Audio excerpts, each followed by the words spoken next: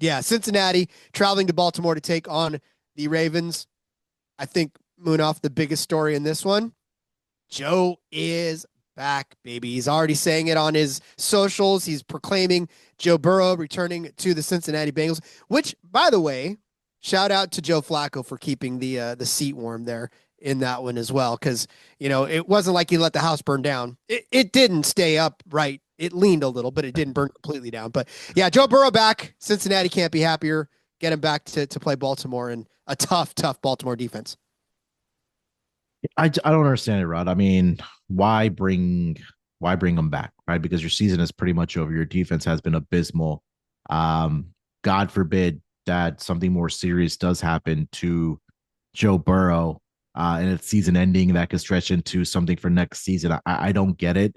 Um, but again, the doctors and all that know better. So yeah, you mentioned Joe Burrow returning. I think they will be, of course, without T. Higgins this week with the concussion.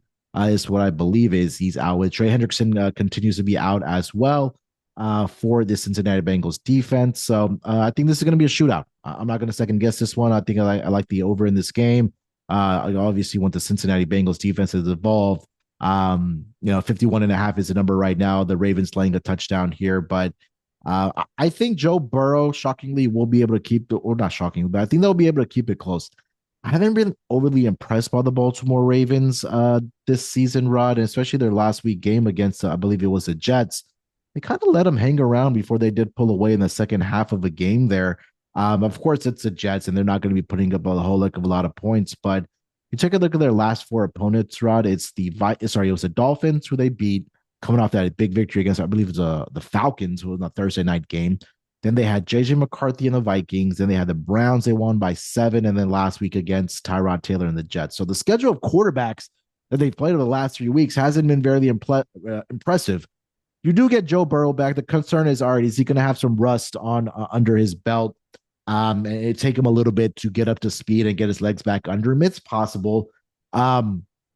But I think 7 is too much for this Raiders team. Sorry, for this Raiders team, for this Ravens team.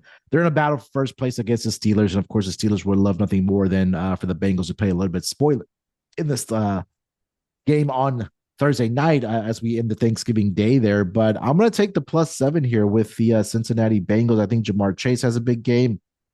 Chase Brown has looked really good after a very, very slow start for the Cincinnati Bengals there, Rod. So yeah, give me the +7 here with the Cincinnati Bengals. Yeah, I mean, like you said, the last three games has been that for the Ravens, and then you look at the last several games for the Bengals as well. 26-20, they lost against the Patriots, right? A Patriots team that was really, honestly surging anyways, and for them to be able to keep it within a touchdown, that's good there. Pittsburgh, they did kind of get blown out 12-34, but Chicago, that big shootout 47-42, they ended up losing, and then only a point to the Jets, they ended up losing there. So, like I said, a lot of people were like, "Oh, Joe Flacco lost all kinds of games." Yeah, okay, but I get it. But still, it wasn't as if every single one of them was a blowout. They were competitive in most of those games.